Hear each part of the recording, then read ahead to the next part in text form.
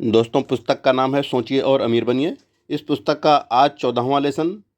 Heading है छठी इंद्रिय, बुद्धिमानी के मंदिर का दरवाजा, धनवान होने की तरफ 13वां कदम। 13वां सिद्धांत छठी इंद्रिय के रूप में जाना जाता है, जिसके माध्यम से अनंत प्रज्ञा व्यक्ति के प्रयास या उसके द्वारा किसी भी मांग के बिना स्वेच्छा से संवाद कर सकती है और करेगी। यह सिद्धांत दर्शन का बिंदु शीर्ष बिंदु है। यह केवल पहले अन्य 12 सिद्धांतों में माहिर होने पर ही आत्मसात किया, समझा और लागू किया जा सकता है। छठी इंद्रिय अवचेतन मस्तिष्क का वह भाग है जिसे रचनात्मक कल्पना के रूप में संदर्भित किया जाता है। इसे प्राप्तकर्ता समुच्चय के रूप में भी संदर्भित किया जाता है, जिसके माध्यम से परिकल्पनाएं, योजनाएं और विचार मस्तिष्क में कौंधते हैं।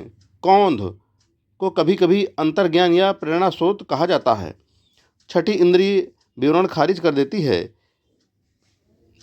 इसे एक ऐसे व्यक्ति को वर्णित नहीं किया जा सकता है जिसने इस दर्शन के अन्य सिद्धांतों में महारत हासिल नहीं की है, क्योंकि इस तरह के एक व्यक्ति को वह ज्ञान और कोई अनुभव नहीं है जिसके साथ छठी इंद्रिय की तुलना की जा सकती है। छठी इंद्रिय की समझ केवल ध्यान से, अंदर से, मन के विकास के माध्यम से आती है। छठी इंद्रिय शायद आदमी के परिमित मस्तिष्क और अनंत बुद्धिमत्ता के बीच संपर्क का माध्यम है, और इस कारण यह मस्तिष्क और आध्यात्मिक दोनों का मिश्रण है।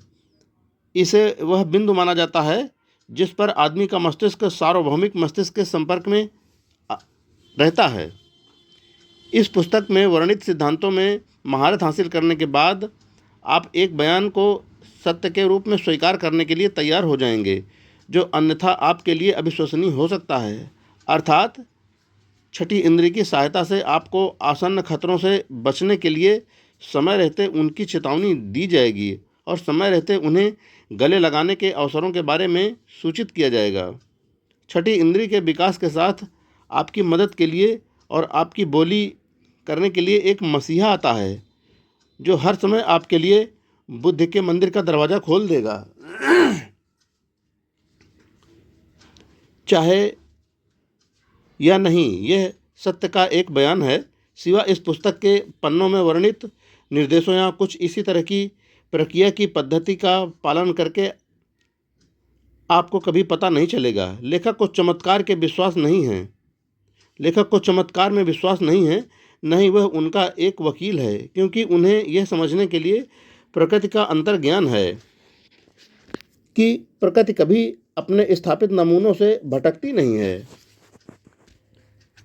उसके कानूनों में से कुछ तो इतने समझ से बाहर होते हैं कि वे ऐसा उत्पादित करते हैं जो चमत्कार होना दिखाई देते हैं। छठी इंद्रिय एक ऐसे चमत्कार की तरह पास आती है जैसा मैंने कभी कुछ भी अनुभव किया है,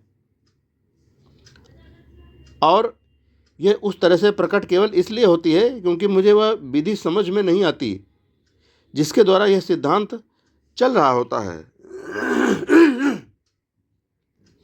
लेखक को इतना पता है कि एक शक्ति, एक प्राथमिक कारण या एक प्रज्ञा है जो पदार्थ के हर परमाणु में व्याप्त है और आदमी के लिए प्रत्यक्ष ऊर्जा की हर इकाई को गले लगाती है।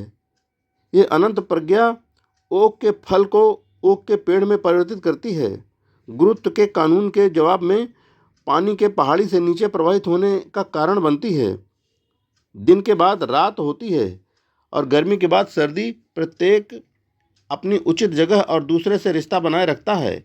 यह प्रज्ञा इस दर्शन के सिद्धांतों के माध्यम से इच्छाओं को ठोस या भौतिक रूप में परिणत करने में सहायता करने के लिए प्रेरित कर सकती है। लेखक को यह ज्ञान है क्योंकि उसने इसके साथ प्रयोग किया है और इसका अनुभव किया है। पिछले अध्यायों के माध्यम से क्रमशः आप इस आखिरी सिद्धांत तक पहुँचे हैं। यदि आपने पूर्ववर्ती सिद्धांतों में से प्रत्येक में महारत हासिल की है तो आप अब यहाँ किए गए अद्भुत दावों में उलझे बिना स्वीकार करने के लिए तैयार हैं। यदि आपने अन्य सिद्धांतों में महारत हासिल नहीं की है तो इससे पहले कि आप निश्चित रूप से निर्धारित करें कि चाहें या नहीं, इस अध्याय में किए गए दावे तथ्य हैं या कल्पना, आपको ऐसा करना चाहिए। जब मैं नायक पूजा की उम्र से गुजर रहा था तो मैंने आपको उनकी नकल करने की कोशिश करते पाया जिनकी मैं सबसे अधिक प्रशंसा करता था। इसके अलावा मैंने पता किया कि आस्था का तत्व जिसके साथ मैं अपने आदर्श लोगों की नकल करने का प्रयास करता था, उसने काफ़ी सफलतापूर्वक वैसा ही करने की मुझे महान क्षमता दी है। मैंने नायक पूजा की इस आदत से अपने आप को पूरी तरह से कभी मुक्त नहीं किया है। हालांकि मेरी उम्र बीत चुकी है, जिसके बाद आमतौर पर इस तरह की चीज़ें खत्म हो जाती हैं। मेरे अनुभव ने मुझे सिखाया है कि सही मायने में महान होने वाली अगली अच्छी चीज़ लगभग हर संभव रूप में भावना और कार्रवाई के महान अनुभव अनुकरण करती है। बहुत पहले मैंने कभी प्रकाशन के लिए या जनता के बीच एक भाषण देने के प्रयास में एक पंक्ति लिखी थी। मैं 9 लोगों जिनका जीवन और जीवन कार्य मेरे लिए सबसे प्रभावशाली हो गया था, उनकी नकल करने की कोशिश करने के द्वारा अपने खुद के चरित्र को आकार देने की आदत का अनुसरण करता हूँ। ये 9 आदमी Emerson, Paine, Edison, Darwin, Lincoln, Burbank, Napoleon, Ford और कार्नेगी थे। वर्षों लंबित अवधि तक हर रात मैं इस समूह के साथ एक काल्पनिक परिषद की बैठक आयोजित करता था, जिसे मैं अपने परिदृश्य सलाहकार कहा करता था।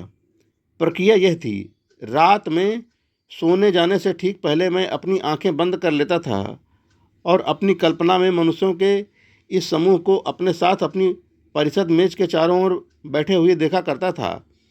यहाँ मेरे पास न सिर्फ उन लोगों के बीच बैठने का एक अवसर था जिन्हें मैं बहुत अच्छा मानता हूँ, बल्कि मैं वास्तव में अध्यक्ष के रूप में सेवा करके इस समूह पर प्रभुत्व रखता था। इन रात्रि बैठकों के माध्यम से अपनी कल्पना में लिप्त होने में मेरा एक बहुत ही निश्चित उद्देश्य था। मेरा उद्देश्य था मेरे अपने चरित्र का पुनर्निर्माण करना, ताकि यह मेरे काल्पनिक सलाहकारों के चरित्र के समग्र का प्रतिनिधित्व करे। उन्हें साकार करना प्रारंभिक जीवन में जैसा मैंने किया था कि मुझे अज्ञानता और अंधविश्वास के माहौल में जन्मजात बाधा दूर करना था। मैंने जानबूझकर अपने आप को यहाँ वर्णन किए गए विधि के माध्यम से स्वैच्छिक पुनर्जन्म का कार्य सौंपा। दोस्तों, इस छठी इंद्रिय का हम पहला भाग यहीं पर पूरा करते हैं। जय हिंद फ्रेंड्स।